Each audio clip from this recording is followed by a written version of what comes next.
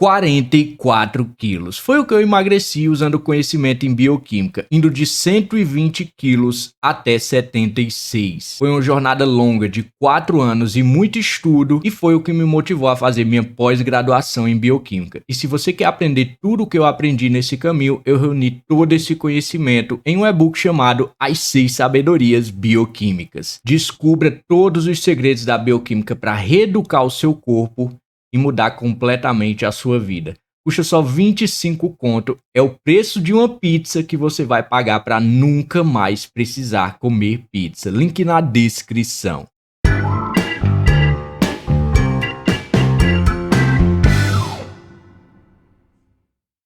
Yo, super nerds, mosh, e hoje vamos falar sobre os glicocorticoides, que são os hormônios do estresse prolongado. Na aula passada a gente viu as catecolaminas, que são sinalizadores do momento ali de luta ou fuga, e os glicocorticoides, eles também são sinalizadores de estresse. Tecnicamente, eles também são sinalizadores de luta ou fuga, só que a resposta deles é mais duradoura. E qual a justificativa evolutiva para isso? Bom, no livro do Robert Sapolsky, que é um dos maiores pesquisadores sobre glicocorticoides, ele fala que faz sentido que você tenha uma resposta imediata ao estresse, que seria adrenalina e noradrenalina, mas que você fique alerta por um tempo, para saber se aquele perigo já passou, que seriam os glicocorticoides. Então, falando um pouco sobre a anatomia, primeiramente, os glicocorticoides vão ser liberados pelo córtex suprarrenal. Lembra que a adrenalina era liberada pela medula suprarrenal. O córtex suprarrenal vai ser dividido em 3 partes. Nós temos a zona glomerulosa, que não libera glicocorticoides. O córtex suprarrenal ele não libera só glicocorticoides, ele também libera hormônios esteroides, que são hormônios provindos de lipídios. Só que isso não é objeto de estudo dessa aula. A gente vai falar sobre os glicocorticoides. Mas enfim, 3 partes. A zona glomerulosa, que é a mais de cima.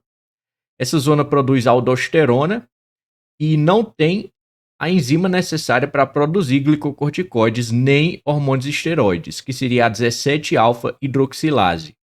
Dessa forma, ela não consegue produzir nem cortisol e nem os androgênios, que seriam os hormônios esteroides. Ela não tem uma estrutura tão bem definida e as células dela são pequenas e pobres em lipídios.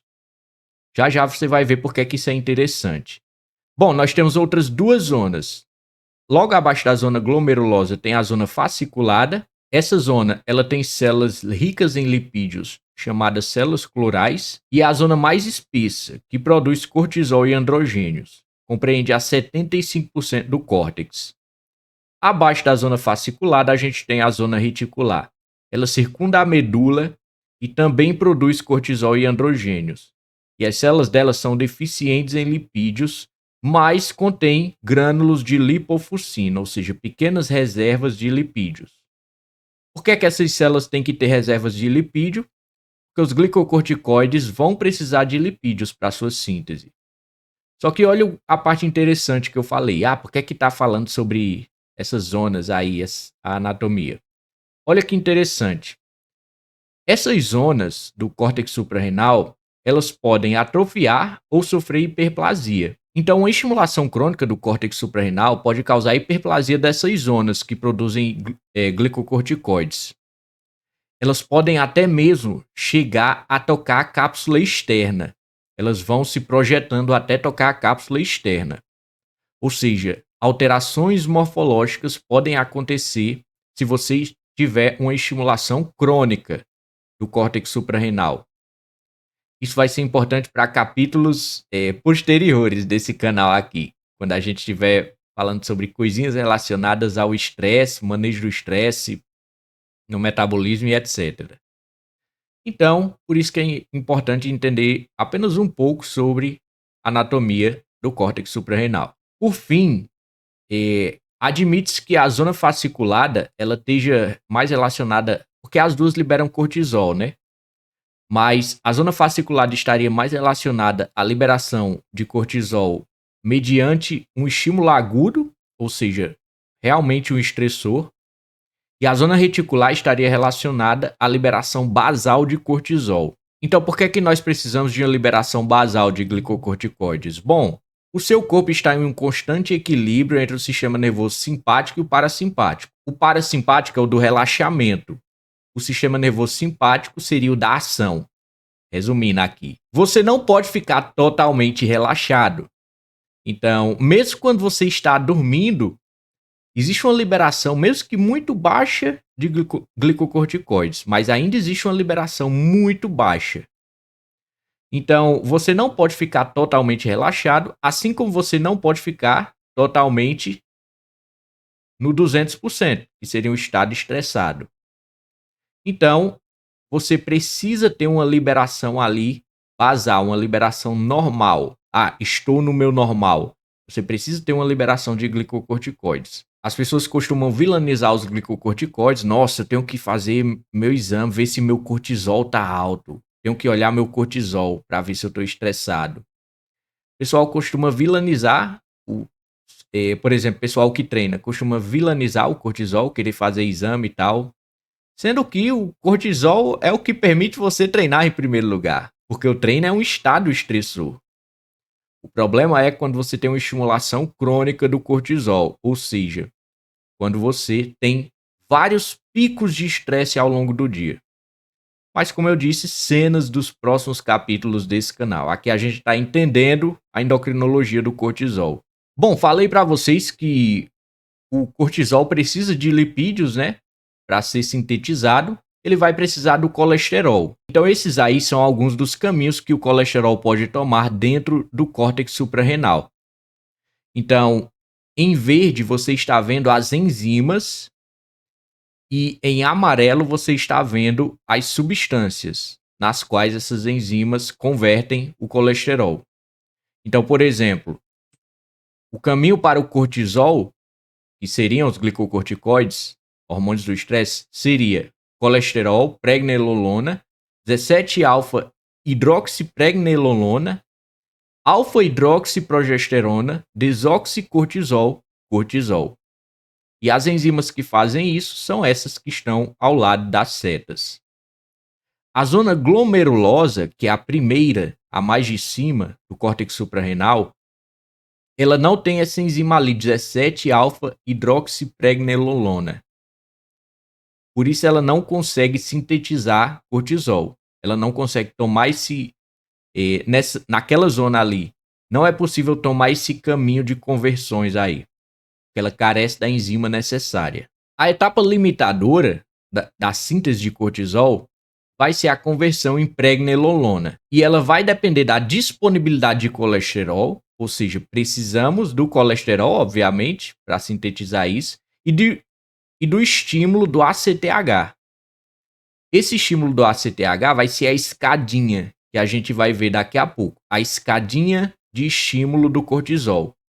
Na aula passada a gente viu que existia uma escadinha. Quando você se depara com um perigo, quando o seu hipotálamo interpreta alguma coisa perigosa, vai haver uma escadinha. Esse cara ativa esse, que ativa esse, que ativa esse, que libera adrenalina e noradrenalina.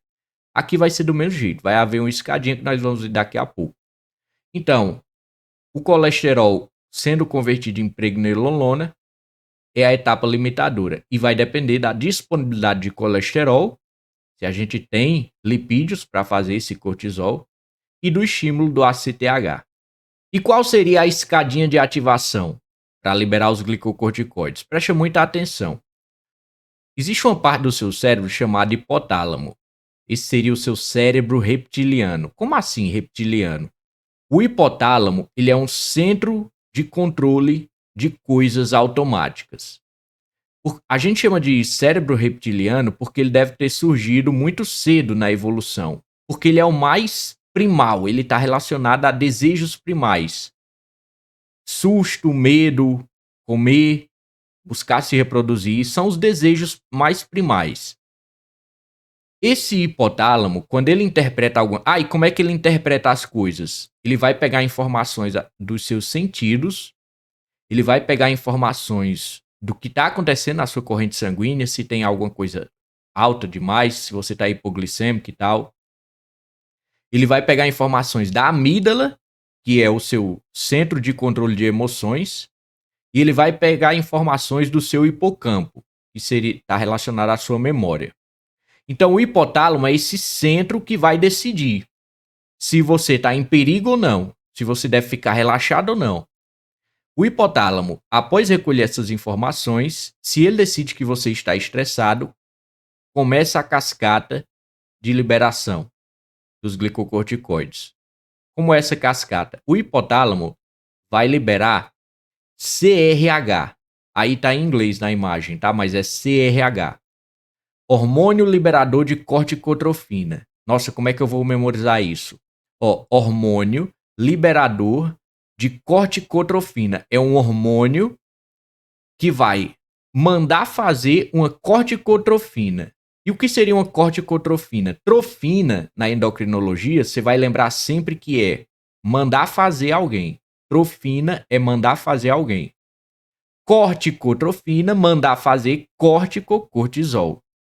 Então, hormônio liberador de corticotrofina é um hormônio que manda fazer um hormônio que vai mandar fazer cortisol. É mais ou menos essa explicação para esse nome. Mas enfim, o hipotálamo vai liberar CRH, hormônio liberador de corticotrofina.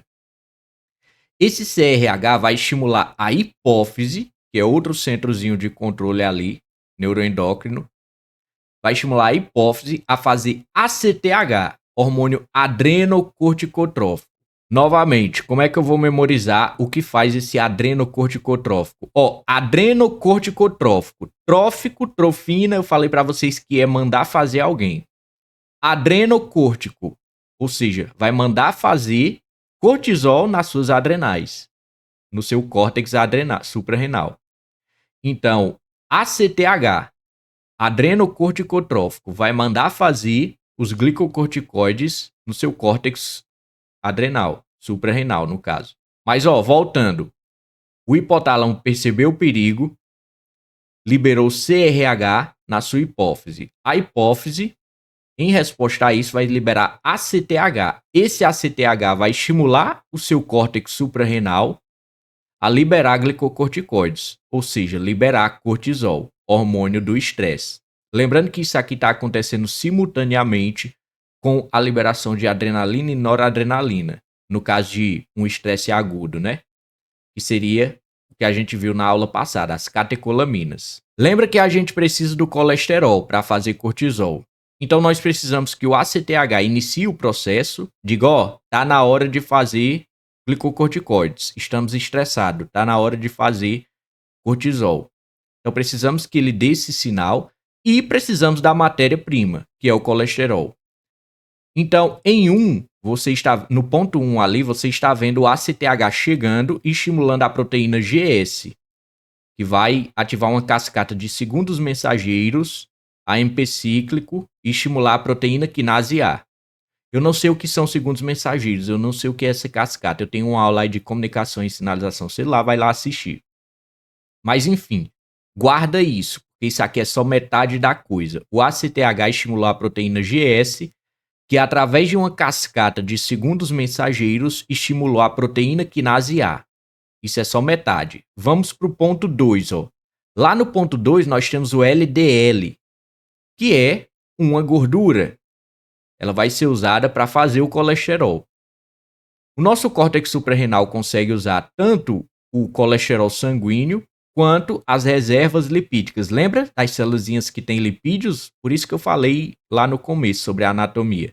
Lembra que algumas células têm lipídios, grânulos de lipídios, etc. Então, ele consegue usar tanto as reservas de lipídio que ele tem, quanto colesterol sanguíneo. Essas fontes de gordura vão servir como matéria-prima na forma de ésteres de colesterol.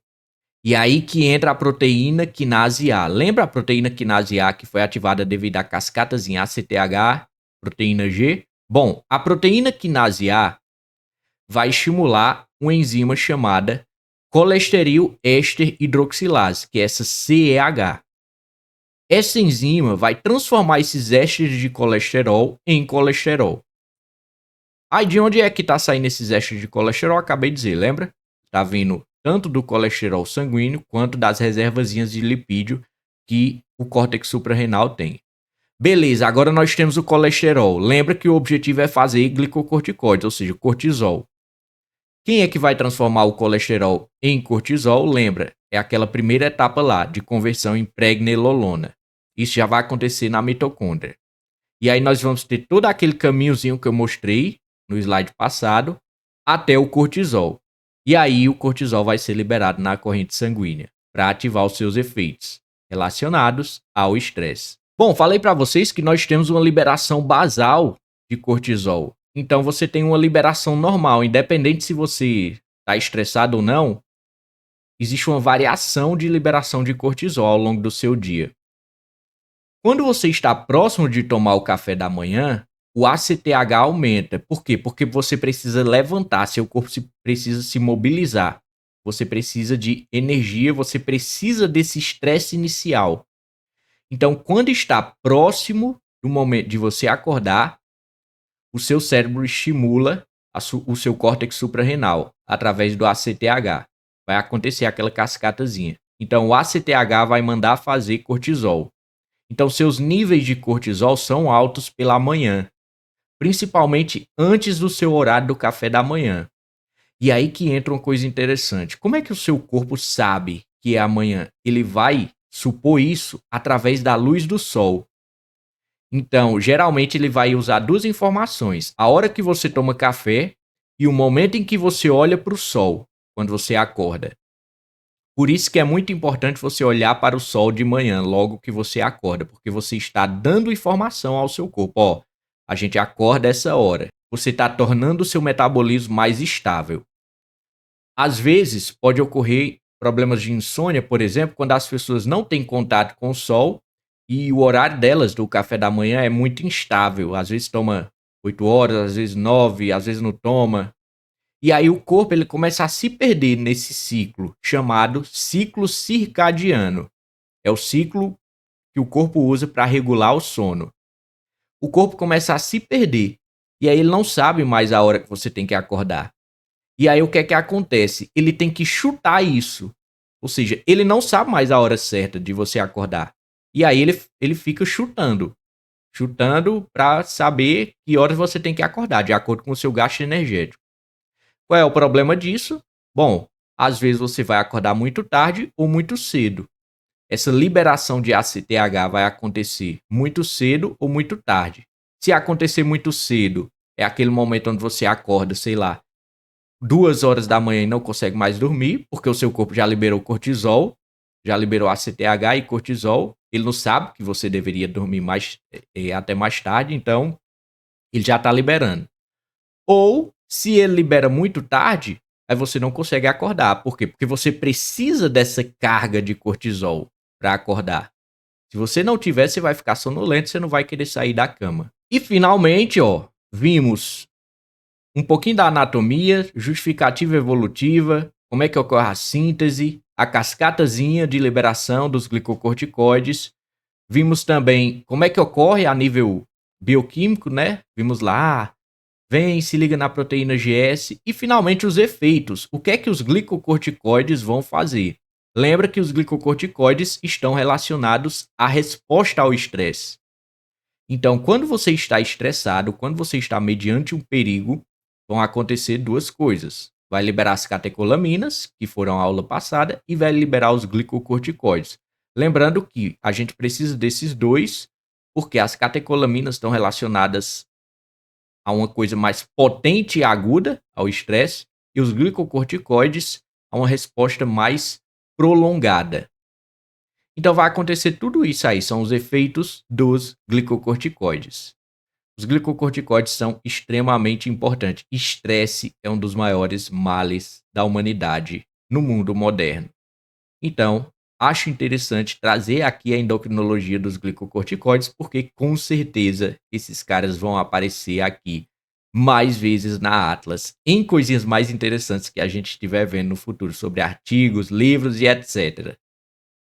E como meu objetivo aqui na Atlas é criar um acervo de aulas, endocrinologia, neurobiologia, tudo o que você precisa para se aprofundar nesses assuntos, tá aí nossa aula de endocrinologia dos glicocorticoides. Se você quer se aprofundar nesse assunto, eu recomendo você procurar no Endocrinologia Básica e Clínica do Grespan, página 285 até 299, ou nesses artigos aí que eu estou mostrando, que foi de onde eu tirei algumas das imagens para fazer esse vídeo.